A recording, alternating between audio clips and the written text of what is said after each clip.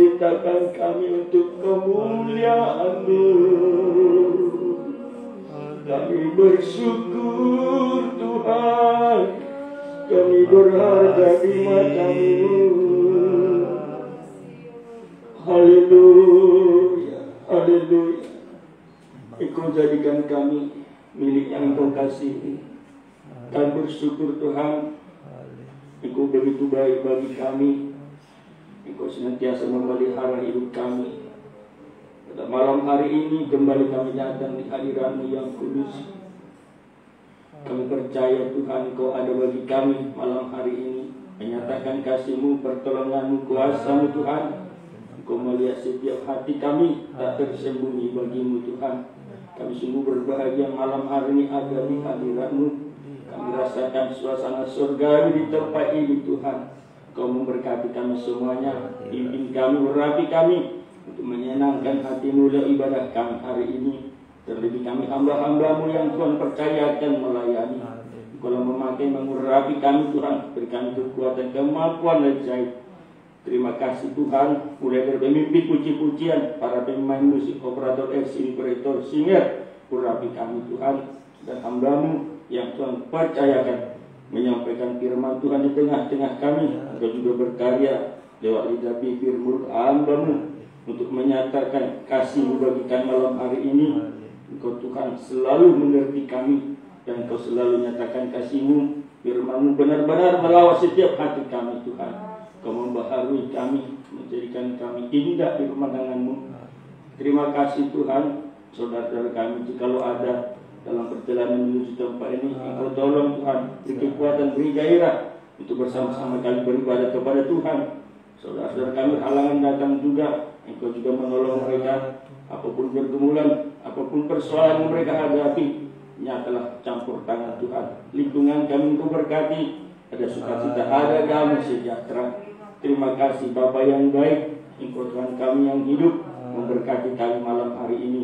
Jikalau ada kuasa-kuasa kegelapan, roh-roh jahat di darat, dengan segala bentuk pekerjaannya yang mengganggu kami bersatu hati menolaknya, mengusirnya.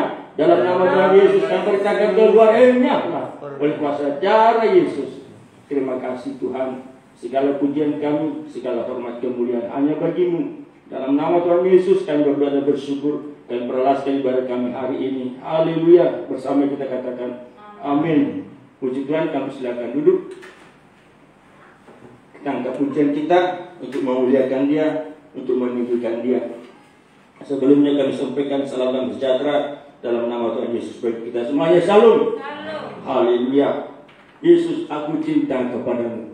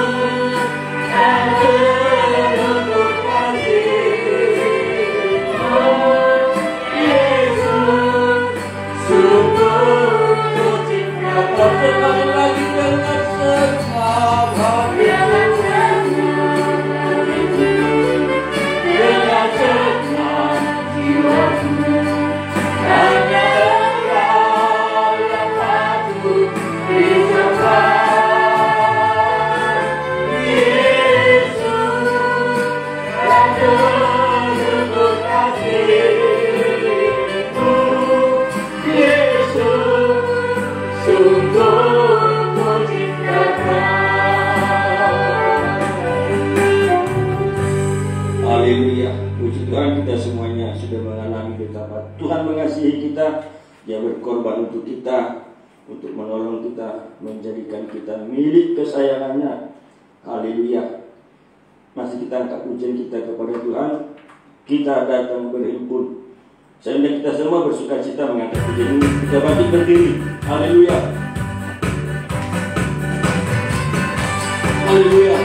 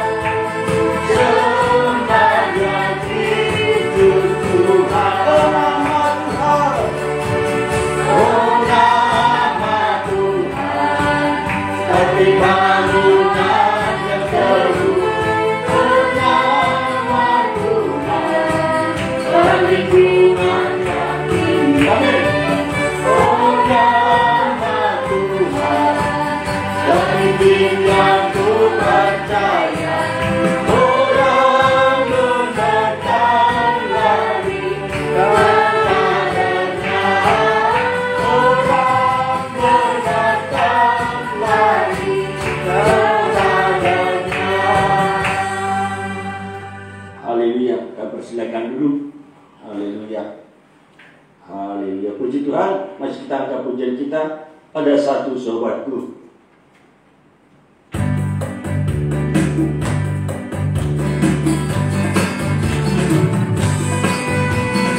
haleluya.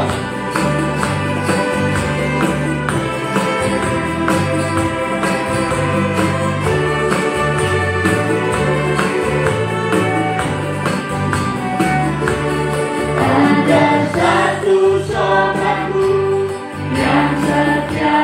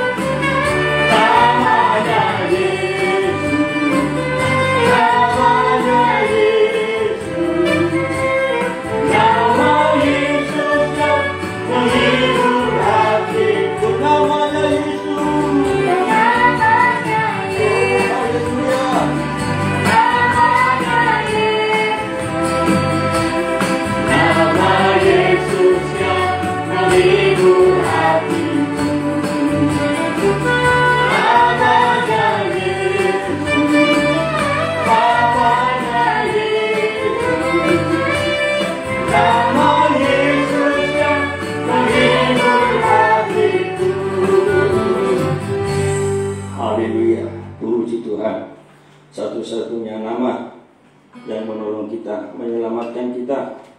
Di bawah kolong langit ini tidak ada nama lain yang diberikan kepada manusia yang olehnya kita dapat diselamatkan selain daripada nama Tuhan Yesus.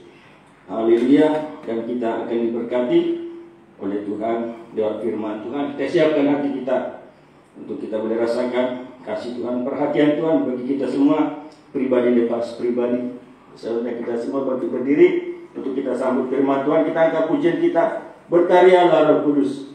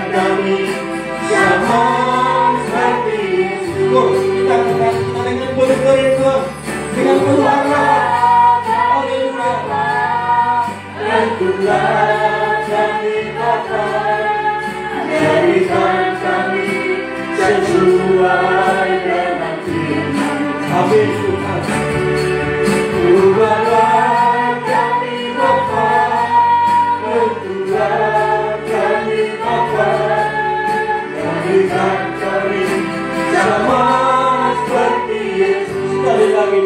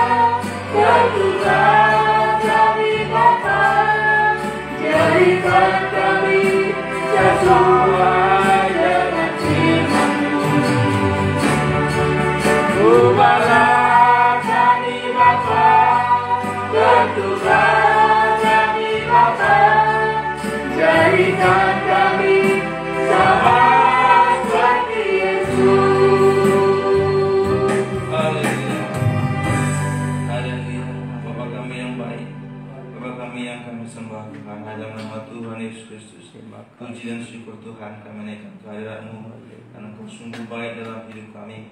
Kami sungguh merasakan dalam setiap aktivitas kami, dalam setiap langkah hidup kami, Engkau bersama-sama kami Tuhan, menyertai setiap langkah kami, memberkati setiap pekerjaan kami, melindungi kami.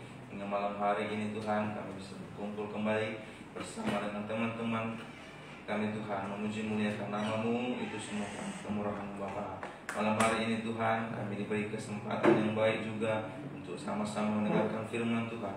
Itu juga merupakan kasih karunia-Mu Bapa. Mari Bapa, urapi kami semua yang hadir di tempat ini Tuhan, mulai dari yang termuda hingga yang tertua, sehingga kami boleh mendengarkan dengan firman Tuhan dan kami boleh mengerti. Terlebih lagi Tuhan, kami bisa melakukan dalam kehidupan kami sehari-hari.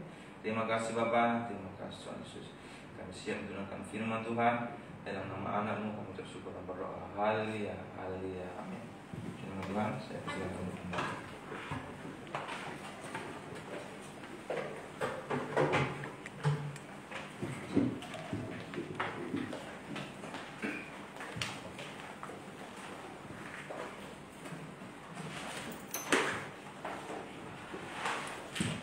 Puji nama Tuhan, saya menyapa sidang jemaat yang boleh hadir malam hari ini. Salam sejahtera dalam nama Tuhan Yesus Kristus. Shalom. Shalom. Puji nama Tuhan, kita selalu bersyukur buat hari-hari yang Tuhan beri buat kita, pertolongan Tuhan yang boleh kita rasakan setiap waktu. Banyak hal yang terjadi dalam hidup kita, tapi kita yakin dan percaya Tuhan ada beserta kita. Dia menjaga kita, akan firman Tuhan katakan, Dia melindungi kita. Dia ikut serta dalam semua hal untuk mendatangkan yang baik dalam hidup kita. Dalam perjalanan hidup kita sudah melakukan hal yang baik. Kita sudah berusaha melakukan segala sesuatu semaksimal mungkin. Tetapi kadangkala memang inilah yang terjadi dalam hidup kita. Banyak hal yang tidak berjalan sesuai dengan harapan kita. Tetapi ayo jangan itu membuat kasih kita, sukacita kita dalam Tuhan berkurang. Tetapi semakin kita masuk dalam banyak pencobaan, banyak rintangan, tapi kita boleh merasakan justru di semua itu, di segala tempat yang buruk itu, di semua jalan yang tidak mulus itu, kita boleh merasakan kasih karunia dalam hidup kita melalui Tuhan Yesus yang kerja dalam hidup kita. Mari malam hari ini kita sebelum datang sujud berdoa kepada Tuhan, mari kita merenungkan firman Tuhan yang tertulis dalam kitab Efesus pasal 6 ayat yang ke-24. Malam hari ini kita mau belajar tentang melatih diri untuk mengasihi. Ya, melatih diri untuk mengasihi. Kalau problema hidup ini kita sudah serahkan, ya, kita sudah taruh di bawah kaki Kristus. Ya, firman Tuhan katakan, serahkanlah segala kekhawatiranmu. Kalau kita sudah serahkan, ya sudah. Ya, biarlah Tuhan yang bekerja. Terkadang dalam hidup kita, karena kita selalu terfokus dengan permasalahan hidup kita, kita kadang justru lupa tentang mengasihi. Mengasihi diri sendiri, mengasihi orang lain, juga mengasihi Tuhan. Kita hanya fokus menyelesaikan masalah. Terkadang kita bukan saja tidak menyelesaikan masalah, malah merugikan diri kita sendiri karena kita selalu berusaha untuk menyelesaikannya. Kadang juga kita tidak lagi mempedulikan orang yang di sisi kita, di samping kita, di sekitar kita, sehingga hanya fokus untuk menyelesaikan masalah yang terjadi dalam hidup kita. Justru kita menyakiti orang yang di sekitar kita. Bukan saja orang di sekitar kita sakiti, karena kita terlalu berfokus kepada problema hidup kita. Pada akhirnya justru Tuhan juga yang ikut kita sakiti. Tetapi malam hari ini kita mau belajar. Tuhan mengajari kita teladan Tuhan selama 3,5 tahun pelayanannya di muka bumi. Yang paling penting Tuhan ajarkan bukan tentang bagaimana menyembuhkan gitu ya, menyelesaikan masalah, tetapi inti dari semua pelayanan Tuhan Yesus, Tuhan menunjukkan bahwa kasih Allah itu nyata bagi umat manusia.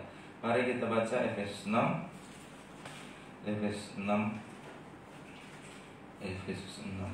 ayat 24. Ya, Efesus 6 ayat 24.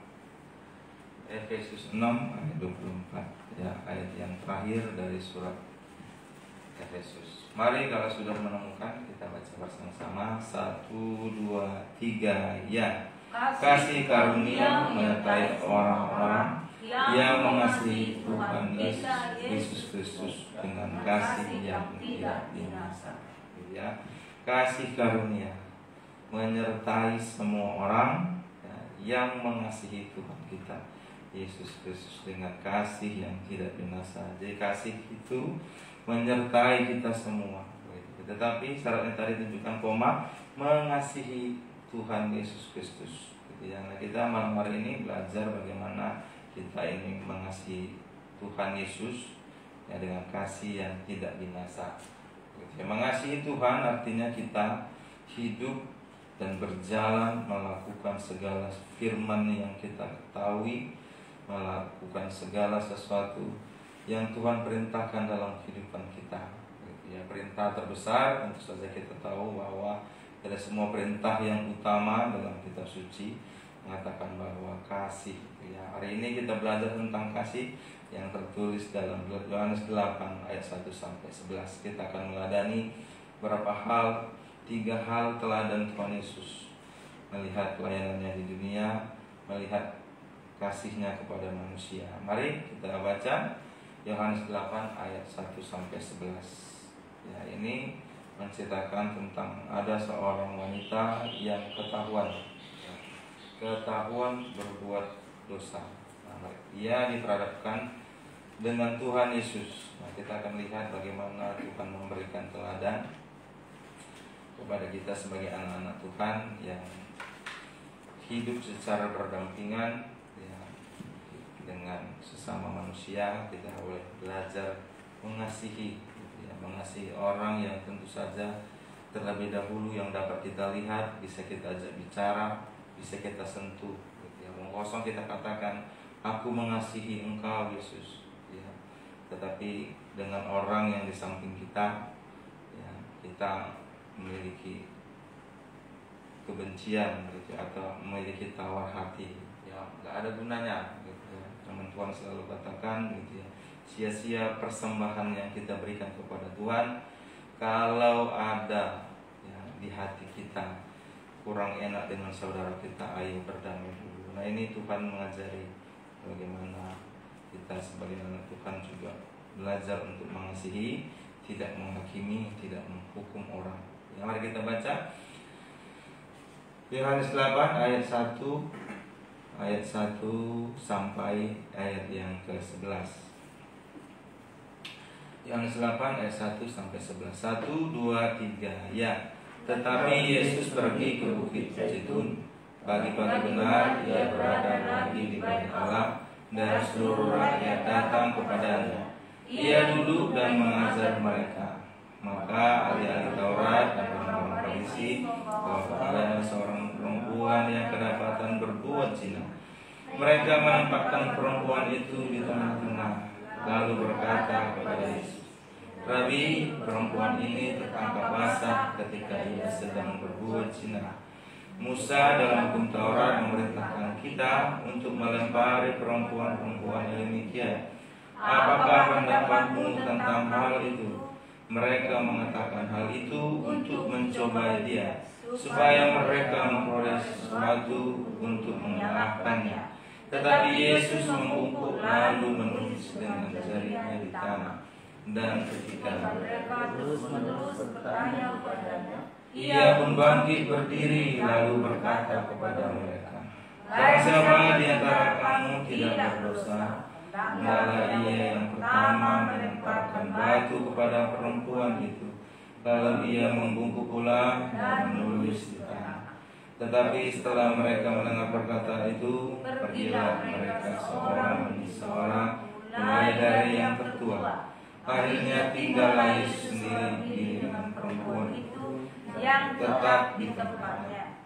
Lalu Yesus bangkit berdiri dan berkata kepadanya, hai perempuan, di manakah mereka? Tidak adakah orang yang menghukum engkau? Jawab, tidak ada Tuhan. Lalu kata Yesus, aku pun tidak menghukum engkau. Pergilah dan janganlah berbuat dosa lagi mulai dari sekarang. nama Tuhan. Demikian pembahasan kita.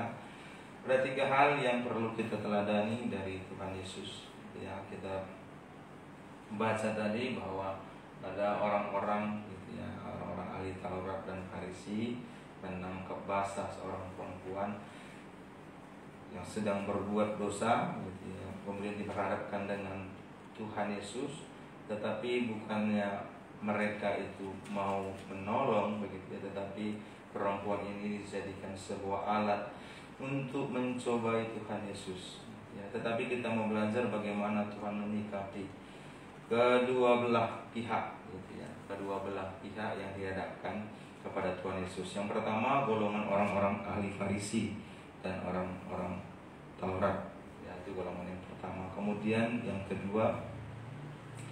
kedua itu ada si perempuan tadi ya. Ingat bahwa kita dalam hubungan kita gitu ya dengan sesama itu selalu saja berdampingan ya. Amsal katakan begitu, manusia melazimkan manusia ya, besi melazimkan besi, manusia melazimkan sesamanya ya. Orang yang selalu hidup berdampingan tentu saja ada pergesekan.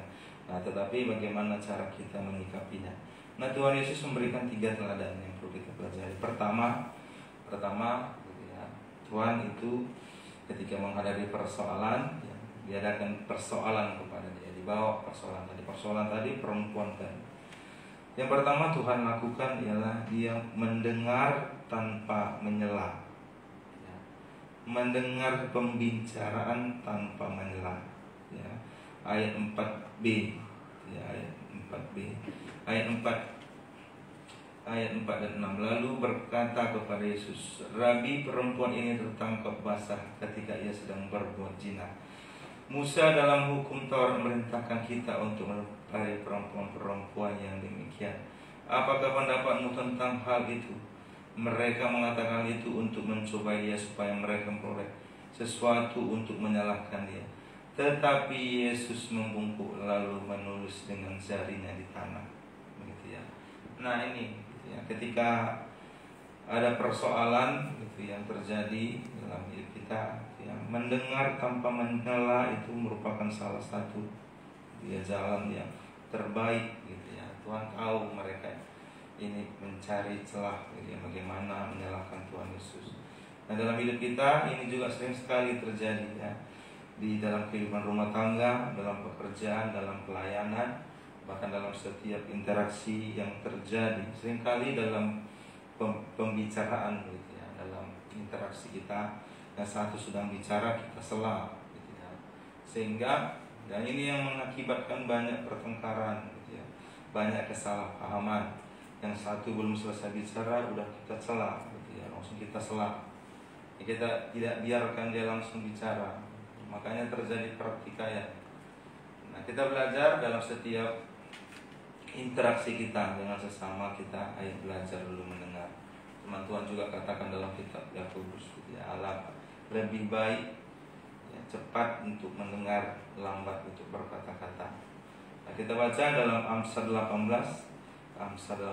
ayat 13. Ayo dalam hidup kita berinteraksi ya, dengan sesama kita, istri dan suami gitu ya. Kalau sedang dalam pembicaraan, ayo belajar mendengar dengan baik. Jangan langsung belum selesai bicara langsung disela, sehingga maksud dan tujuan pembicaraan tadi tidak kita pahami, kemudian kita langsung mengambil kesimpulan yang salah, sehingga mengakibatkan pertikaian, pertengkaran.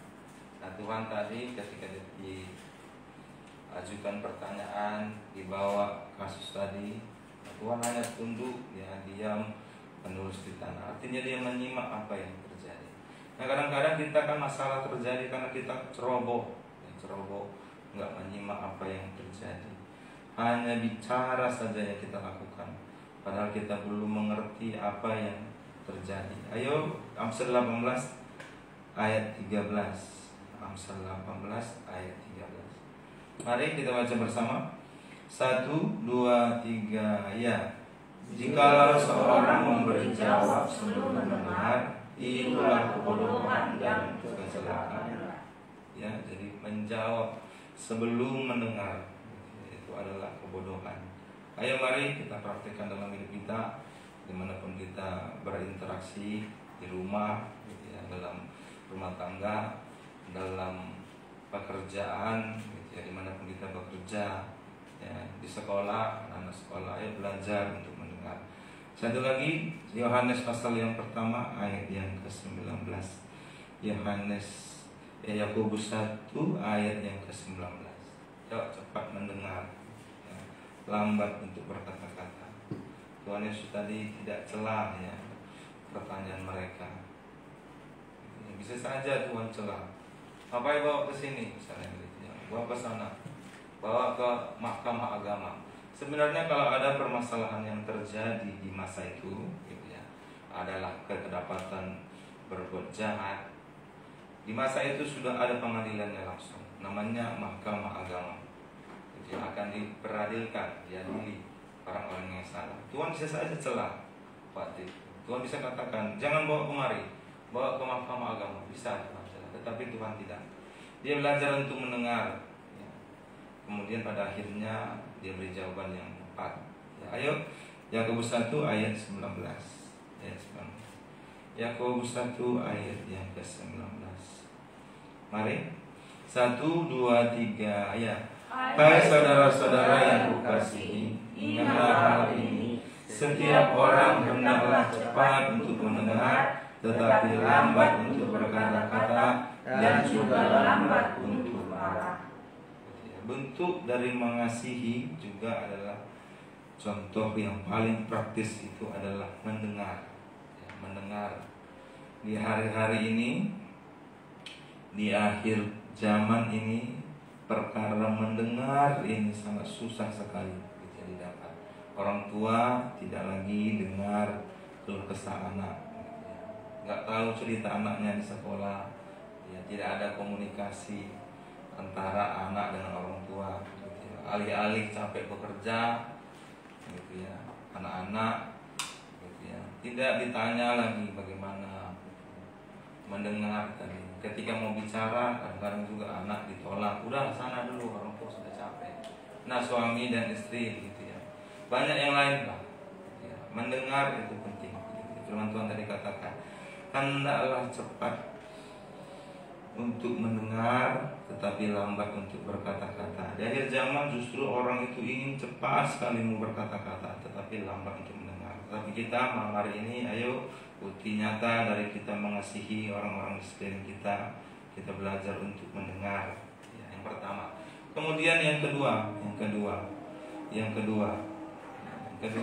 Tuhan Yesus melakukan. Tadi yang pertama dia mendengar tanpa mencela. Setelah mendengar, Tuhan Yesus juga berbicara. Setelah mendengar, Tuhan Yesus juga berbicara. Ya, berbicara dengan kasih. Kalau orang-orang yang tadi tentu saja mereka berbicara, seorang ahli Taurat, ya, seorang Farisi, pemuka agama, orang-orang yang mengerti firman Tuhan, gitu ya. Orang-orang yang hidup dalam pelayanan. Wah, mereka berbicara tentang si perempuan ini, tentu saja ini sudah disederhanakan sekali, tentu saja sangat parah, gitu ya. Maka tadi kalau dikatakan bahwa ini orang-orang seperti ini yang katakan berzina harus dilempar hukum mati, gitu ya. Tetapi Tuhan Yesus mengajar kita, ketika kita melihat orang di sekeliling kita, siapapun itu yang melakukan kesalahan, gitu, kepada kita atau kesalahannya sendiri, Tuhan ajarkan kita supaya kita berbicara tanpa mencela. Jadi mendengar tanpa menyela, kemudian yang dilakukan Tuhan Yesus dalam teladannya dalam Yohanes 8 ayat 1 sampai 11 ini, berbicara tanpa menyela, gitu ya. Artinya apa? Tuhan Yesus datang kepada perempuan itu, dia tidak mencela, tidak mengintimidasi, tidak memaki-maki, tidak menghakimi, tidak menghukum. Yang kita pelajari bahwa lihat orang sekeliling kita, kadang-kadang kita ini bukan jawaban terhadap persoalan orang. Kita sering sekali melihat ada orang yang bermasalah, gitu ya. Kita datang, alih-alih memberikan solusi, kadang-kadang justru kita menyakiti. Ingat bahwa kita bukan jawaban atas solusi orang lain. yang hanya kita berikan ketika kita melihat ada orang yang bermasalah gitu dalam hidupnya. Yang paling tepat adalah untuk mendengar, tidak berbicara. Yohanes 8 ayat 10, lihat ayat 10, kita perhatikan. Tuhan tidak ada menghakimi, bahkan Tuhan tidak mencela, mengintimidasi seperti orang-orang tadi yang tahu firman Tuhan gitu ya. Tetapi kasihnya sudah tidak ada lagi. Nah, kadang-kadang kita dalam hidup ini ya sering sekali begitu ya, tahu firman Tuhan, tahu banyak hal ya, gitu, tapi kita tidak mempraktikkannya. Ingat bahwa firman Tuhan dalam 2 Korintus pasal 13 gitu ya, bahwa kasih itu di atas segalanya gitu, yang terutama kasih gitu ya. Apalagi kita yang hidup di akhir zaman gitu ya. 2 Timotius mengatakan ya, di akhir zaman itu kasih manusia gitu ya, sudah dingin, semua mencintai dirinya sendiri gitu ya. Ayo kita baca Yohanes 8 ayat 10. Yohanes 8 ayat yang ke-10. 1, 2, 3 ya. Lalu Yesus bangkit berdiri dan berkata kepadanya, "Hai perempuan, di manakah mereka? Tidak adakah orang yang menghukum engkau?" Jadi dia hanya bertanya gitu ya, nggak ada diintimidasi. Memang kamu harus dihukum. Memang sebenarnya perempuan ini menurut hukum Taurat yang dianut di masa itu, memang si perempuan ini harus gitu ya, harus menerima hukuman itu. Tetapi Tuhan gitu ya, mengajari gitu ya, untuk mengasihi gitu ya. Dia tanya, adakah seorang pun yang menghukum engkau? Kemudian poin yang ketiga dari teladan yang Tuhan berikan, Tuhan memberikan pengampunan ya, pengampunan tanpa batasan gitu ya, pengampunan tanpa batasan. Ayat 11 kita baca. Ayat 11, 1, 2, 3 ya. Jawabnya, tidak ada Tuhan. Lalu kata Yesus, aku pun tidak menghukum kau, pergilah dan jangan berbuat dosa lagi mulai dari sekarang. Dari sini kita belajar bahwa mengampuni justru akan mengubah orang itu jauh lebih baik daripada penghukuman. Mengampuni jauh lebih baik dari penghukuman. Kalau kita baca begitu dalam kitab Injil, perempuan ini salah satu orang yang selalu mengikuti Tuhan Yesus gitu ya, dalam setiap perjalanan Tuhan Yesus selama Tuhan Yesus melakukan pelayanannya di bumi. Gitu. Andai saja dihukum, dirajam, tentu saja dia tidak punya kesempatan. Dan sebab itu dia punya mendapatkan kasih karunia. Nah, ayo kita malam hari ini Tuhan juga mengajar kita gitu ya, tentang hal mengasihi orang sekeliling kita. Banyak sekali orang dalam hidup kita ini, maupun sengaja atau tidak sengaja gitu ya, sering sekali mau menyakiti gitu ya, perasaan kita gitu ya, sengaja membuat kita jengkel hati gitu ya. Nah, ayo kita belajar gitu ya, mengampuni tanpa batasan, mengampuni tanpa dendam. Ayat mencatat ada 3 ciri pengampunan yang tulus dengan sepenuh hati. Yang pertama itu orang yang mengampuni, ciri-cirinya mengampuni yang tulus dengan sepenuh hati. Pertama, tidak pura-pura. Ada orang kan udah saling mengampuni, saling mengakui kesalahan, saling memaafkan gitu. Tetapi pura-pura, hanya menjaga gengsi karena ada saksi gitu. Ya, saya minta maaf, gak saya ulangi lagi. Tetapi suatu waktu diulangi lagi. Itu artinya pura-pura. Roma 12 ayat 9. Roma 12 ayat 9. Jadi orang yang punya pengampunan yang sepenuh hati seperti Tuhan Yesus ini, Tuhan mengampuni si perempuan ini dengan sepenuh hati, sehingga dampaknya luar biasa. Perempuan ini mengikuti Tuhan Yesus gitu ya, dalam perjalanan Tuhan Yesus di muka bumi waktu itu. Ayo, Roma 12 ayat 9. Jadi ciri pengampunan yang tulus hati itu tidak pura-pura. Mulutnya saja yang bilang saya mengampuni, hatinya belum. Nah, firman Tuhan katakan, ayo hendaklah kasih itu tidak pura-pura. Roma Roma 12 ayat yang ke-10. 1, 2, 3. Ya, Roma 12 ayat 9. Roma 12 ayat 9. 1, 2, 3 ya. Hendaklah kasih itu jangan pura-pura, jauhilah yang jahat dan lakukanlah yang baik. Gitu. Jangan pura-pura. Kemudian Kolose 3 ayat 13. Ya, ampunilah orang-orang yang di sekelilingmu. Ya, dicatat. Ya. Nah, ini kita seringkali ya, kadang-kadang memang kawan kita sedang dalam pergumulan, dalam masalah, gitu ya. Kita ada, gitu ya, tidak sengaja melantarkan sebuah percakapan sehingga menyakiti dia. Ya. Ayo kita segera, ya, yang memberi maaf itu tidak mengurangi kasihnya, tetapi juga yang meminta maaf itu juga tidak mengecilkan hatinya. Ayo Efesus 3 ayat 13. 1, 2 Efesus 3, maksud saya Kolose 3 ayat 13. Kolose 3 ayat 13. 1, 2, 3 ya. Sabarlah kamu seorang terhadap yang lain, dan ampunilah seorang akan yang lain. Apabila yang seorang menaruh dendam terhadap yang lain, sama seperti Tuhan telah mengampuni kamu berbuat juga demikian. Ya, sabar ya, terhadap yang lain, ya, terhadap orang-orang sekeliling kita, sabar terhadap yang lain. Ya. Ketika sudah dilakukan dengan hal yang tidak baik kepada kita, firman Tuhan tadi katakan, ayo ampunilah, gitu ya, ampunilah. Ya, sebab Tuhan juga sudah mengampuni kita. Ya, jadi itu syarat yang ciri yang pertama dari pengampunan yang tulus, yang memiliki dampak yang besar, itu tidak pura-pura. Ya, tidak pura-pura. Kemudian yang kedua, pengampunan yang memiliki dampak adalah pengampunan yang diberi tanpa batas. Tanpa batas. Jadi nggak ada batasannya.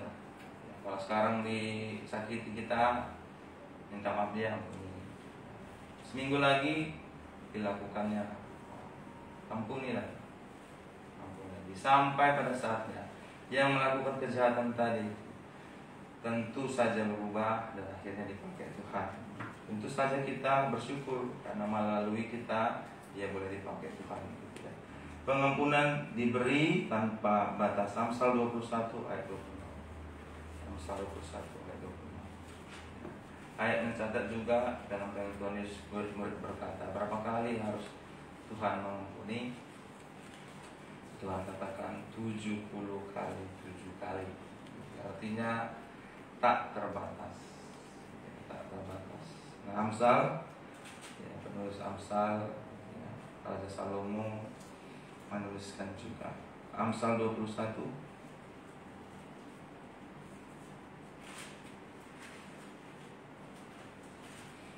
ya, Amsal 1 ayat 26. Mari 2, 3 ya. Keinginan bernafsu sepanjang hari, tetapi orang memberi tanpa batas. Ya, jadi kita dikatakan orang benar kalau kita mau memberi tanpa batas. Memberi apa? Ya, tentu saja memberi pengampunan, memberi bantuan, memberi kasih, ya, tanpa batas. Kita disebut orang benar, ya. Jadi itu poin yang kedua, pengampunan diberi tanpa batas. Ya, banyak sekali gitu ya, sering sekali gitu ya, sudah diampuni lakukan lagi, diampuni lakukan lagi. Sama itu membuktikan seperti kita gitu ya. Dalam hidup kita ada orang gitu ya, sering sekali menyakiti kita, ampuni lakukan lagi. Nah, mungkin itu gambaran dari diri kita juga kepada Tuhan. Sering sekali melakukan kesalahan, kita selalu minta ampun sama Tuhan, minta ampun sama Tuhan, Tuhan ampuni. Nah, itu ya. Kemudian yang ketiga, terakhir, ciri pengampunan orang yang berdampak gitu ya. Yang ketiga, yang terakhir, mempercayai tanpa ragu ya. Mempercayai tanpa ragu. Percaya bahwa ia tidak akan melakukan kesalahan yang sama. Nah, ini susah. Percaya bahwa ia tidak akan melakukan kesalahan yang sama. Kenapa sering sekali kita disakiti orang, kita maafkan ya, dari perkataan kita. Tetapi dengan orang yang sama juga datang lagi menyakiti kita. Mungkin karena kita nggak percaya kalau dia benar-benar sudah melakukan, sudah bertobat gitu ya, atau tidak melakukan kesalahan yang sama. Si perempuan ini Tuhan katakan tadi, aku pun tidak akan menghukum engkau. Aku pun tidak akan menghukum engkau. Pergilah dan jangan berbuat dosa lagi. Dari sini kita bisa lihat bahwa Tuhan itu yang percaya penuh, memberikan kepercayaan penuh atas perempuan tadi. Ia katakan bahwa, hai perempuan, di manakah mereka? Tidak adakah seorang yang menghukum engkau? Jawabnya, tidak ada Tuhan. Lalu kata Yesus, aku pun tidak menghukum engkau. Pergilah dan jangan berbuat dosa lagi mulai dari sekarang. Ya, Tuhan Yesus melepas perempuan ini dengan sebuah kepercayaan bahwa ia tidak akan melakukan kesalahan yang sama. Nah, kita juga ketika kita mengampuni orang-orang yang bersalah kepada kita, gitu ya, karena ini yang dilakukan Tuhan kepada kita. Kita juga sering sekali melakukan kesalahan. Tuhan tidak pura-pura terhadap kita. Tuhan selalu berikan pengampunan tanpa batas. Yohanes 1 katakan, 1 Yohanes 1 ayat 9 katakannya, Ia Allah yang adil dan setia. Kalau kita mengaku dosa, langsung Tuhan ampuni, gitu ya. Kemudian Tuhan tentu saja mempercayai kita bahwa kita tidak melakukan kesalahan yang sama. Padahal sering sekali kita ini gitu ya, jatuh selalu di dalam lubang yang sama. Nah, ayo kita baca 1 Korintus 13 ayat 7. Ayo ya, kalau kita memberikan pengampunan kepada orang yang bersalah kepada kita, kita belajar gitu ya, percaya bahwa dia tidak akan melakukan kesalahan yang sama. Siapapun yang salah, gitu ya, entahkah suami, ya, entahkah anak-anak, gitu ya, entahkah orang tua. Kadang-kadang juga orang tua tentu saja namanya manusia pasti punya kesalahan, gitu ya. Ketika sudah minta maaf, ayo belajar percaya, ya, berikan kepercayaan bahwa ia tidak melakukan kesalahan yang sama. Sedang ayat yang ke-7, ayat yang ke-7, 1 Korintus 13 ayat yang ke-7. 1, 2, 3 ya. Ia menutupi segala sesuatu, percaya segala sesuatu, mengharapkan segala sesuatu, sabar menanggung segala sesuatu, gitu ya. Percaya, gitu ya. Kasih itu tadi percaya, mengampuni orang lain, percaya bahwa ia tidak melakukan itu lagi. Tuhan Yesus tadi melepaskan perempuan itu, pergilah gitu ya, dan jangan berbuat dosa lagi. Nah, ini yang kita pelajari malam hari ini ya, banyak persoalan dalam hidup kita, tetapi perlu kita ingatkan dalam hati kita bahwa masalah boleh terjadi, ingat bahwa kuasa Tuhan lebih besar dari masalah kita. Kemudian apapun yang terjadi, ayo belajar supaya kasih kita itu tidak dingin terhadap orang yang bisa kita lihat, tentu saja kepada Tuhan yang tidak bisa kita lihat itu. Kalau kita hanya fokus kepada permasalahan kita, fokus pada harapan-harapan kita, pergumulan kita, gitu ya, kadang-kala gitu, sadar atau tidak sadar, kasih kita tentu saja semakin menipis. Kasih terhadap suami, kasih terhadap anak, kasih terhadap Tuhan, karena kita terlalu berfokus kepada permasalahan ini, sehingga kasih kita semakin tipis. Tetapi malam hari ini kita belajar dari pengalaman Tuhan Yesus, gitu ya, banyak hal menghadapi orang-orang yang memuji Tuhan Yesus. Tuhan dengar dengan penuh kasih tanpa menyela percakapan mereka.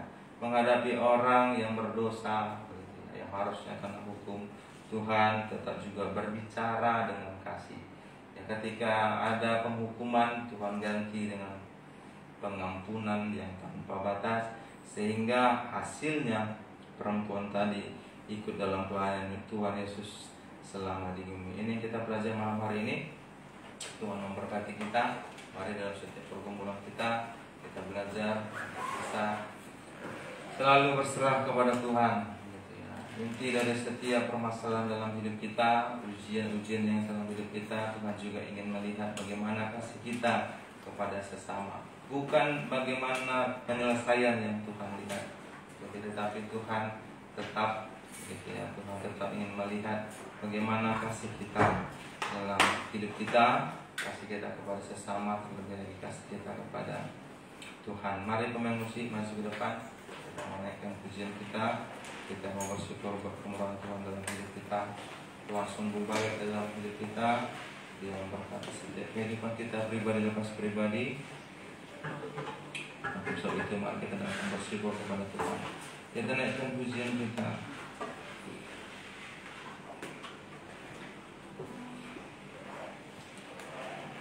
Kelas 31.